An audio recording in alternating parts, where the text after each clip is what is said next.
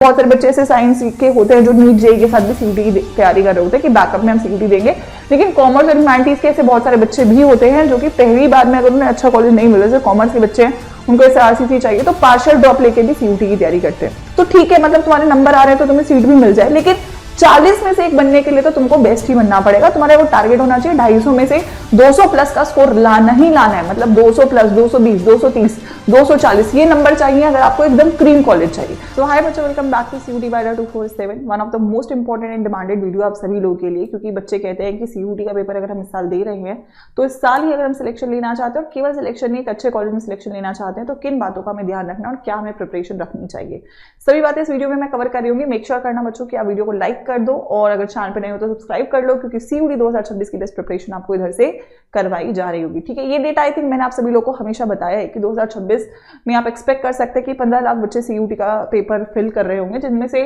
Total seats हमारे पास 2 लाख है और अच्छी सीटें 50,000 आपके ऑलमोस्ट रहती है। ठीक है, तो क्या सभी का जो है एडमिशन हो जाता है? तो अगर मैं एक बेसिक डेटा की बात करूं, अगर आप नंबर्स को भी देखो तो 13% ऐसे बच्चे होते हैं जिनको पहले अटेम्प्ट में सीयूटी में सीट मिल जाती है, क्योंकि सीटें की आप देख सकते हो कि नंबर ऑफ स्टूडेंट्स बहुत ज्यादा और सीटें ऑन एवरेज भी कम ही हैं। ठीक है, अब उन 13% बच्चों में से 60% बच्चे हैं जो अपनी सीट एक्सेप्ट करते हैं।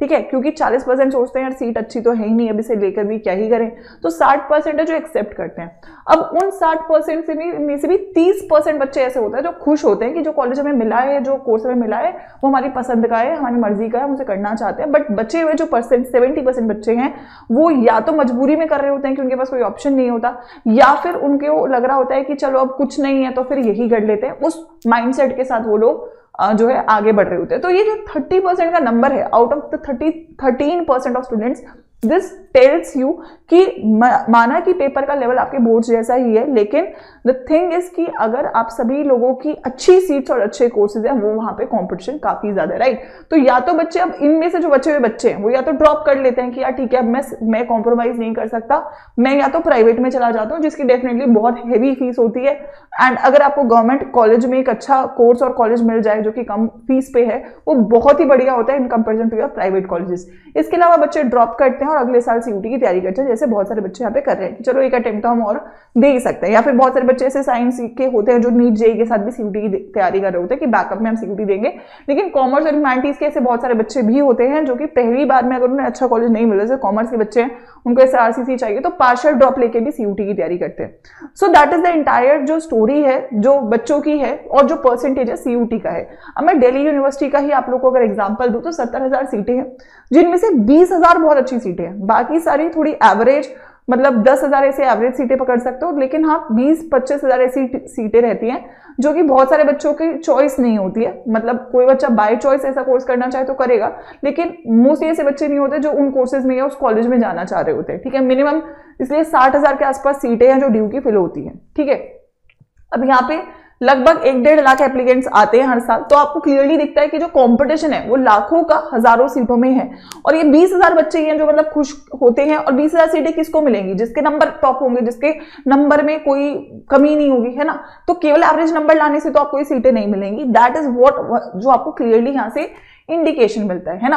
तो अगर मैं बोलूं कट ऑफ जो है वो साल दर साल थोड़ी थोड़ी बढ़ रही है। तो पिछली बार ये था कि भी नॉर्मलाइजेशन हो जाता है, कभी आपका नॉर्मल स्कोर दिखता है, कभी आपका परसेंटाइल दिखता है, तो थोड़ा ना एक तो एडमिशन का प्रोसेस भी हर साल चेंज हो रहा होता है।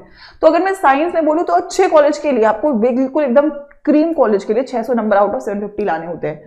ह्यूमैनिटीज में आपको लगभग 900 नंबर रखना है अगर एकदम ही अमेजिंग कॉलेज चाहिए आपको। मैं अमेजिंग की बात करी, मैं एवरेज की बात नहीं कर रही हूँ। कॉमर्स में 920 के आसपास नंबर चाहिए अगर अगेन आपको एकदम अमेजिंग कॉलेज चाहिए, एकदम एसआरसीसी टाइप कॉलेज चाहिए, कभी कभी इससे ऊपर भी चला जाता है। तो दैट इज द रियलिटी कि यार ठीक है 700 नंबर पे या 500 नंबर पे 1000 में से कुछ कॉलेज मिल रहा है, कुछ कोर्स मिल रहा है, बट क्या वो अच्छा है, क्या वो बेस्ट है, सवाल ये है। और क्या उसमें आप एडमिशन लेना चाहते हो, सवाल ये है। तो पहले अटेम्प्ट में 10 में से एक बच्चा है जिसको एडमिशन मिल रहा है on the basis of number of seats.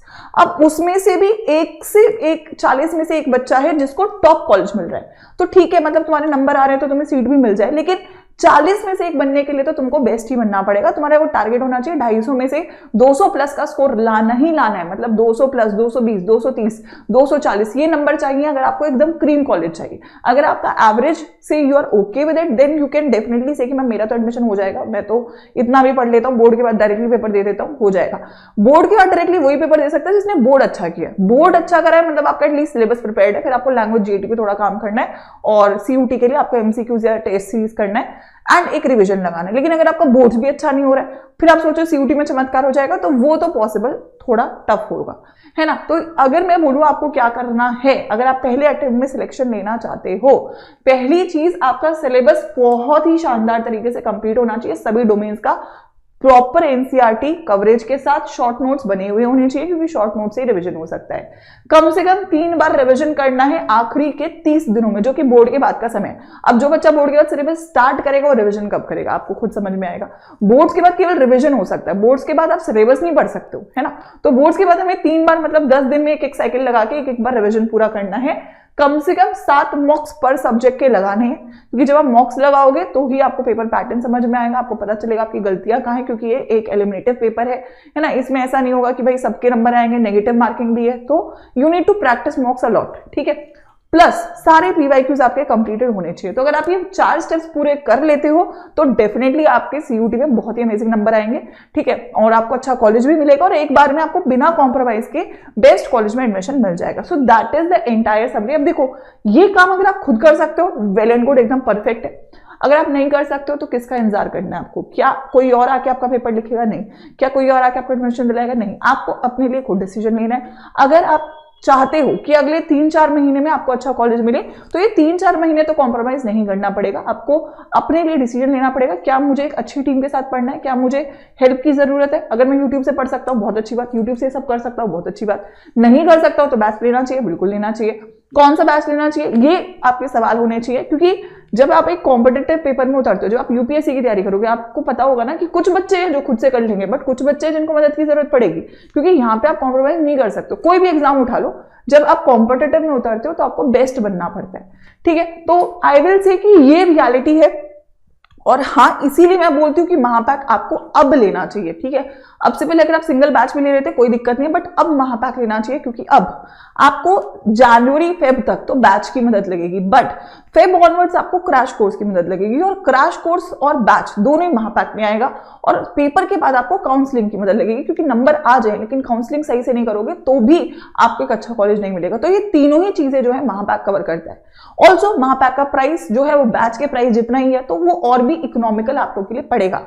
Now it's not about the price, it's about the fees. अगर आप यहाँ पे 4-5-6 हजार रुपए देके लाखों की फीस बचा सकते हो प्राइवेट कॉलेजेस की, तो I think it is a worth it option, क्योंकि फिर आपको मन में रिग्रेट नहीं रहेगा कि शायद मैं थोड़ी और अच्छी प्रिपरेशन कर सकता था। क्योंकि अगर आपको अच्छा कॉलेज नहीं मिलता and you want, then you go for a private college, जहां पे आपको पता है कि फीस कितनी ज्यादा वेरी करती है। गवर्नमेंट कॉलेज की फीस और प्राइवेट कॉलेज की फीस में बहुत डिफरेंस होता है। So that is one option, one thing that you need to think about and then go for a decision, ठीक है। मैं आप सभी लोग को डेफिनेटली बोलूंगी this is the right time to join the Mahapack, जो भी आपकी रिस्पेक्टिव स्ट्रीम है, ठीक है। You need to open careers Adda app, ठीक है। ऐप ये तो होना ही चाहिए, अगर आप बैच में हो तो भी, नहीं हो तो भी करियर्स अड्डा ऐप पे होना चाहिए आपके पास। आप ऑल कोर्सेज में you just need to go in the Mahapack section, CUET Mahapack. एक महापैक विद बुक है, एक विदाउट बुक है। जिनको बुक से पढ़ने की आदत है, बुक से क्वेश्चन सॉल्व करने की आदत है, वो बुक के साथ करें।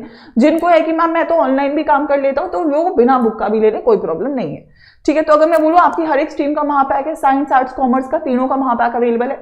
जो भी स्ट्रीम है उसे ओपन कर लो, ठीक है। महापैक के फीचर्स आप लोग को पता है, इसमें सारे लाइव क्लासेस होती है, क्रैश कोर्सेज होते हैं, सभी टेस्ट सीरीज है, ठीक है, सभी ई बुक्स है, मतलब रिकॉर्डेड बैच भी है, लाइव बैच भी है, क्रैश कोर्स भी है, ठीक है। अभी के लिए आपको जो फ्रेश बैच चल रहा है which is ambition ultimate batch, जो कि आई थिंक अभी शुरू होने वाला है, उस बैच में पढ़ना है। जब क्रैश कोर्स आएगा फिर क्रैश कोर्स में पढ़ना है, ठीक है। सिंपल सी बात है, क्योंकि तब तक आपका वो बैच कंप्लीट हो जाएगा और फिर क्रैश कोर्स स्टार्ट होगा। बाय नाउ पे जाओगे, जो भी आपकी स्ट्रीम है उसके लिए कोड अप्लाई करोगे Y513, ठीक है।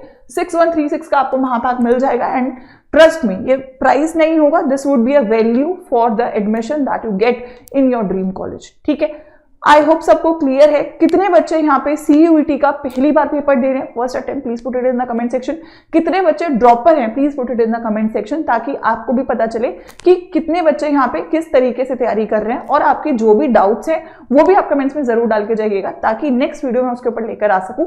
एंड आई मेक श्योर कि ये साल आपके लिए डेफिनेटली सिलेक्शन वाला साल बने। उसके लिए जितना भी कंटेंट आपको चाहिए, जितनी भी हेल्प आपको चाहिए, वो इस प्लेटफॉर्म पे हम कवर कर रहे होंगे। And that is a promise to every one of you. Happy new year. Make sure करना कि ये चैनल को जरूर सब्सक्राइब करो, ताकि आपकी कोई भी डाउट CUET से रिलेटेड ना बचे। All the best.